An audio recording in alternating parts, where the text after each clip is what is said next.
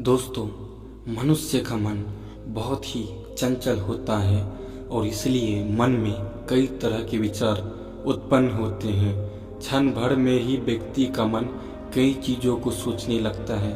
इसलिए तो कहा जाता है कि मन को काबू करना आसान नहीं, लेकिन गौतम बुद्ध मन को नियंत्रित करने के आयामों के बारे में भी बता चुके हैं। मन में विचारों का आना गलत नहीं है, लेकिन मुश्किल तो तब हो जाती है। यह विचार ऐसी परिस्थिति में गलत होते हैं जब मन में अश्लील विचार आते हैं। कभी कभी तो ना चाहने के बावजूद भी मन में अश्लील विचार आते हैं। अगर आपके भी मन में ऐसे विचार आते हैं तो गौतम बुद्ध की इस कहानी से आपके विचारों में बदलाव जरूर आएगा।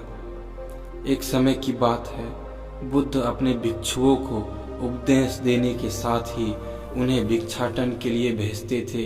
एक बार उन्होंने अपने भिक्षु भरत को भिक्षा लेने के लिए एक श्राविका को घर भेजा।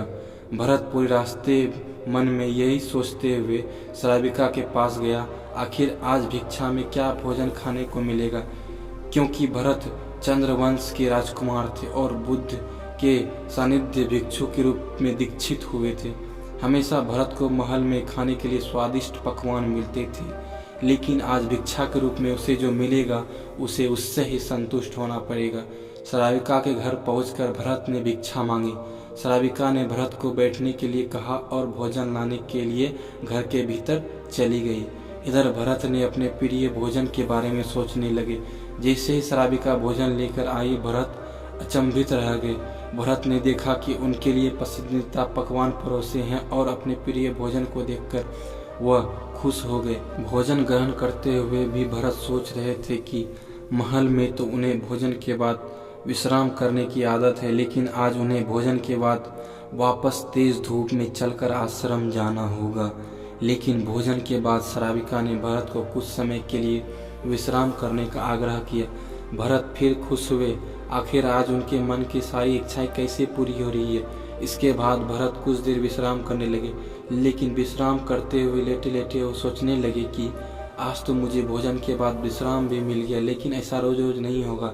जब भरत विश्राम के बाद उठे तो श्राविका ने कहा कि जब तक चाहे आप यहाँ ठहर सकते हैं। भरत अब समझ गए कि ये कोई संयोग नहीं हो सकता। उन्होंने श्राविका से कहा, मुझे क्षमा कीजिए, क्या आप मेरा मन पढ़ सकते हैं। श्राविका ने कहा, हाँ, मैं उत्तर दिया और कहा कि हाँ, मैं मन पढ़ सकती हूँ। शुरू में ये कठिन था, लेकिन फिर मैंने स्वयं के मन में विचारों को देखना शुरू किया। पहले मेरे विचारों की संख्या अनगिनत हुआ करती थी। इसके बाद मैंने विचारों पर ध्यान केंद्रित किया, बिना पक्ष विपक्ष के अपने विचारों को देखने लगी। इस तरह धीरे धीरे मन में विचारों की संख्या कम हो गई और सारे व्यर्थ विचार दूर हो गए। इसके बाद से ही मैं दूसरे के मन में चल रहे विचार को पढ़ पा लेती हूँ। हालांकि श्राविका का बात सुनकर भरत घबरा गए। इसके बाद भरत ने श्राविका से आज्ञा ली और आश्रम के लिए निकल पड़े। रास्ते में भी भरत के मन में आए विचार का स्मरण करने लगे कि श्राविका के बारे में उसके मन में अश्लील विचार भी आए थे। श्राविका ने उसे भी जान लिया होगा, वह मेरे बारे में क्या सोचती होगी। भरत खुद को लज्जित महसूस कर रहे थे। भरत ने आश्रम पहुंचकर गौतम बुद्ध से कहा कि भिक्षाटन के लिए मैं नहीं जाऊंगा। बुद्ध ने भरत को पास बुलाया और कहा कि क्या हुआ, तुम मुझे सारी व्यथा बता। भरत ने सारी बातें बुद्ध को बताई। इसके बाद बुद्ध ने कहा कि अगले हफ्ते तक तुम भिक्षाटन के लिए उसी श्राविका के घर पे जाओगे, लेकिन तुम्हें इस बात का ध्यान रखना होगा कि भिक्षाटन के लिए जाते हुए अपने चित्त को पूरे होश में रखना। तुम्हारे भीतर क्या विचार उठे उन पर ध्यान केंद्रित करना और यह भी ध्यान रखना कि तुम्हारे मन में कौन सी वासना उठी है। तुम कल इन सभी चीज़ों को ध्यान में रखकर जाना होगा और इसके बाद वापस आकर बताना। अगले दिन भरत भिक्षाटन के लिए गए। बुद्ध के बताए अनुसार वह पूरे रास्ते होश को जागृत करते हुए चल रहे थे। जब श्राविका घर आया तो भरत ने भिक्षा मांगी। उसके भीतर कोई वासना नहीं थी और ना ही कोई विचार उत्पन्न हो रहे थे, क्योंकि उसने अपने मन को पूरी तरह जागृत रखा था। भरत ने भिक्षा ली और आश्रम चला गया।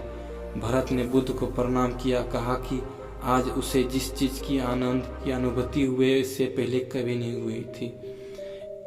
तो दोस्तों, इस कहानी से हमें यह शिक्षा मिलती है कि अपने मन को हम जितना केंद्रित करेंगे उतना मेरे लिए अच्छा होगा। शुरुआती समय में ये थोड़ा मुश्किल होगा, लेकिन मन को केंद्रित करने के लिए हमें मन लगा के एक चीज़ सोच के चलना होगा कि मन को बस केंद्रित करना है। इसी तरह आपके मन के अश्लील विचार दूर हो जाएंगे।